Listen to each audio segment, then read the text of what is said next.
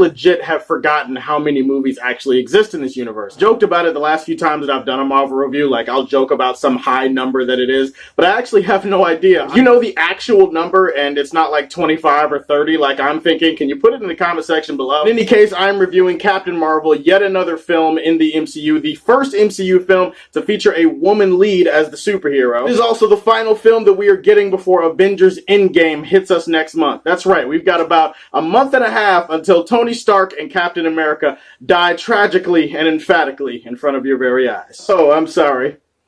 Too soon. This movie is written and directed by Anna Boden and Ryan Fleck, and it stars Brie Larson, Samuel L. Jackson, Clark Gregg, who's back as Agent Coulson, Ben Mendelsohn, Jimon Hunsu, Jude Law, among other people. It's a pretty talented cast here. Brie Larson stars as Captain Marvel, aka Carol Danvers. In this movie, she is being mentored and trained on the Kree planet. She's learning their ways. She's becoming really powerful. After a mission goes wrong, she finds herself stuck in the middle of an intergalactic conflict between the Kree and the Skrull. She has to navigate through all of that. She also has to piece together her past, which she can't remember. She also has to reach within, you know, for that unlimited power that we've heard so much about with Captain Marvel, where she goes Super Saiyan. Yeah, she has to do that. And so that's what the movie is. Anybody that has followed me on social media for the last few months knows that I haven't really been that excited about the promotional material for this movie. I root for every single comic book movie to be good. I root for every single one. I don't root against them. I don't hope a movie fails. I'm not with that dumb shit. I was going into this movie with really high hopes. I just wasn't grabbed by any of the trailers or any of the promotion, and obviously Brie Larson strikes a very controversial figure in the middle of all this film promotion. I'm not here to talk about the controversy. I'm here to talk about the film and break down whether I thought it was good or bad. So, was there anything good about this movie?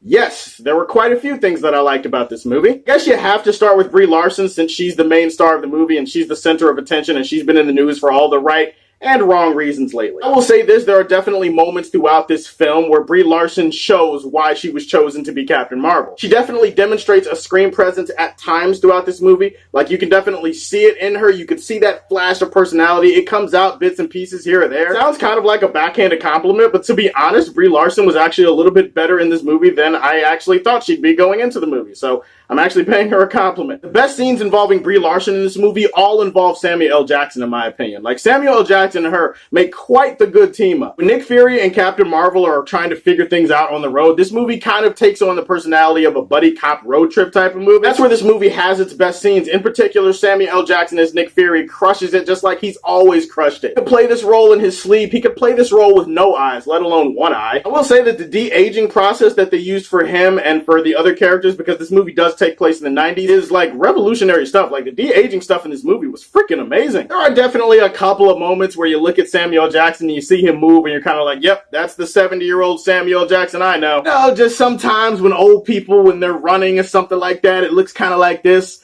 and you can tell that they can't really move like they used to. Granted, that kind of feels like an antiquated, constipated version of the cha-cha slide, but I mean, come on, guys. You know old people sometimes be moving funny when they be dancing. Another good thing that this movie has going for it is that it takes place in the 90s. You guys know where I'm coming from with this. I am 100% certified 90s baby! And if you're a 90s baby! There's definitely a huge sense of nostalgia when you get to see some of the references, some of the Easter eggs, some of the movies that they bring up in this movie. Things are a direct callback to the 90s. There's a great Stan Lee cameo that is a callback to the 90s in a really good way. It doesn't make or break the movie or anything. I'm just saying, if you are a 90s baby! I think that you'll find some enjoyment in the 90s scenes and in the 90s soundtrack in particular. They do use a few good songs in here, I'll say that. It definitely has its fair share of entertaining-ish sequences, I suppose, that fill out the runtime. As always with a Marvel movie, stay after the credits. I have no idea why people continue to get out of their seats when the movie is over. We should be trained at this point, okay? We know what the business is. I'm tempted to yell, "No!" every single time somebody gets out of their seat at the end. No, trust me, stay. There is at least a mid-credit scene that I'm pretty sure you guys are going to be interested in. The post-credit scene, it's not that important. Don't worry about it. Even though there's definitely things to like about this movie, and there are definitely things about this movie that make it entertaining enough as a watch,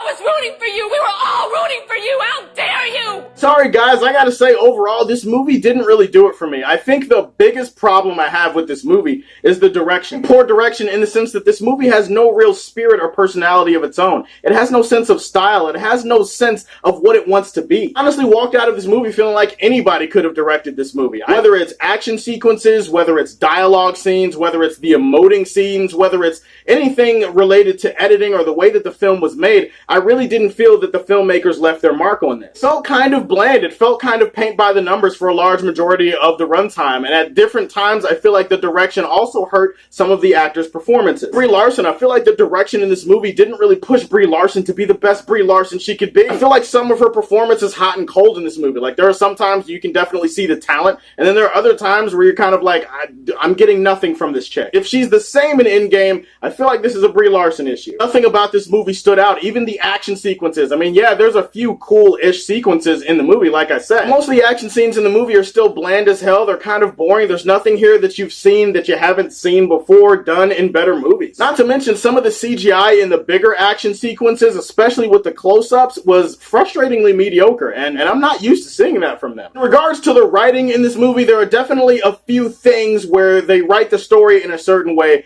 where it's going to contradict directly or indirectly some of the lore and some of the canon that the MCU has built up before. It'll make you go, wait, this doesn't make that much sense. With regards to how they wrote the Skrulls, I mean, I feel like that's going to be one of the more polarizing parts of the movie. I do get the twist that they were going for with the Skrulls, and I think it kind of sort of works for this movie. Grand scheme of things, I feel like they did the Skrulls a disservice in this movie overall, as somebody who does know about the Skrulls from the comics. Speaking of polarizing, there's also a really dumb thing that happens with Nick Fury that I can't spoil, but it's dumb. Like, there's no other way for me to say it.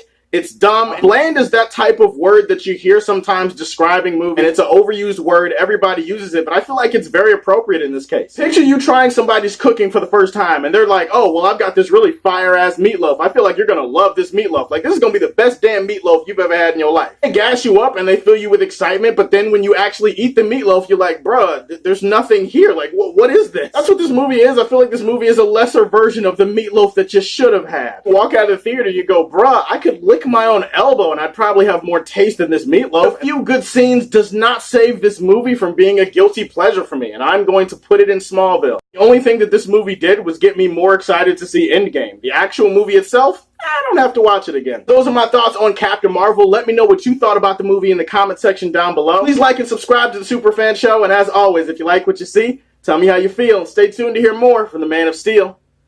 Peace.